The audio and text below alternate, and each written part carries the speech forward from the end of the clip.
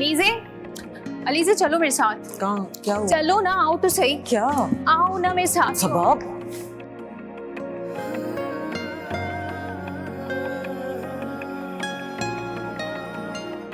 अलीज़े आओ मेरे साथ। सबा क्या हो गया तुम्हें? क्या हरकतें कर रही हो तुम आओ तो सही। सबा हुआ क्या है? मुझे कुछ बताओ चलो तो बताती हूँ तुम्हें, आओ मेरे साथ। यार। सबा क्या हो गया है?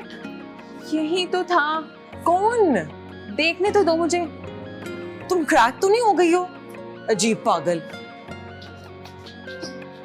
अलीज़े, अलीज़े मेरी बात तो सुनो। नहीं सुननी मैंने तुम्हारी कोई बात। वो यही था।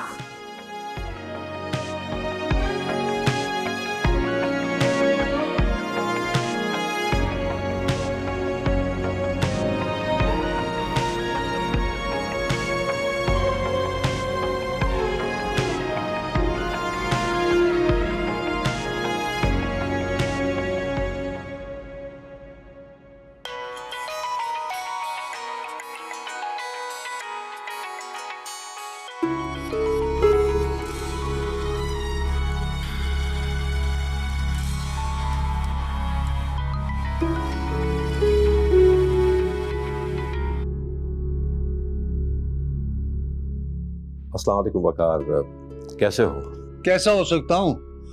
और जिस बाप की बेटी शादी के बाद भी उसके घर में बैठी हो, उससे ये पूछना कि कैसे हो, ये तो उसका मजाक उड़ाने के मुतरादिफ है। माफ करना यार, मुझे तुम्हारी इस तरह की बातें बहुत तकलीफ देती है। और मैं किस तकलीफ से गुजर रहा हूँ शायद इसका तुम्हें अंदाजा नहीं है। खैर छोड़ो इस बात को।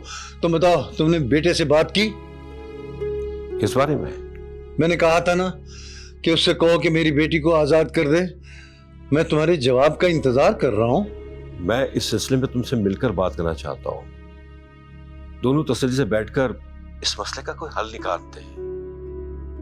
हमारा जल्दबाजी में किया गया फैसला हमारे बच्चों की जिंदगी खराब कर सकता है। और इससे ज्यादा क्या खराब होगी मेरी बेटी की जिंदगी?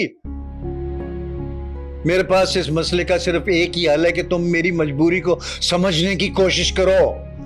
बेटियां बाप के घर में बोझ नहीं होती, लेकिन फिर भी उनकी ख्वाहिश यही होती है कि वो अपने घर में आबाद हो जाएं। मैं भी अपनी जिंदगी में ये ख्वाहिश पूरी करना चाहता हूं। देखो वकार, तुम इस वक्त सिर्फ जज्बाती होकर सोच रहे हो। थोड़ा सा वक्त दो। अलीज़े अब सिर्फ तुम्हारी जिम्मेदारी नहीं है, मेरी भी जिम्मेदारी है। और कोशिश यही होगी कि उसके साथ किसी किस्म की कोई नाइंसाफी ना हो। इसके लिए थोड़ा सा वक्त तो चाहिए ना। और जैसे जैसे वक्त गुजरता जा रहा है, मेरी परेशानी में इजाफा हो रहा है। अब यार मैं इतना बेएतबार भी नहीं रहा कि तुम मुझ पर भरोसा ना करो। देखो मेरी बात मानो, मुझे कुछ मोहल्लत दे दो। मैं आखिरी कोशिश कर लूं, शायद अलीज़े का घर टूटने से बच जाए। और जिस घर की बुनियाद ही खोखली हो, उसे टूटने से कोई नहीं बचा सकता। मैं अपने बेटे को जानता हूं वकार, वो दिल का बुरा नहीं है। मैं उसे कायल कर लूंगा। मेरी ख्वाहिश है कि अलीज़े ही मेरी बहू बने। मुझे अभी भी पूरी उम्मीद है कि मैं उसे मना लूंगा। वो इस वक्त सिर्फ अपनी जिद पर अड़ा हुआ है, वरना वो किसी को भी किसी तरह की कोई तकलीफ नहीं देना चाहता। मैं जानता हूं। यार तुम थोड़ा सा सब्र कर लो, मेरी बात मान जाओ।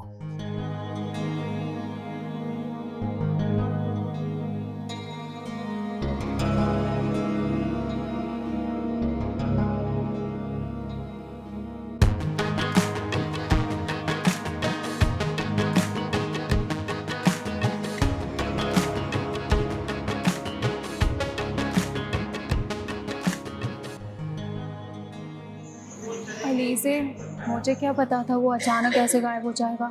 वरना तो मैं उसी वक्त उसे बहुत सुनाती और एहसास दिलाती कि उसने बहुत बड़ी गलती की है। मैं उससे पूछती कि मेरी दोस्त के साथ ज्यादती क्यों की।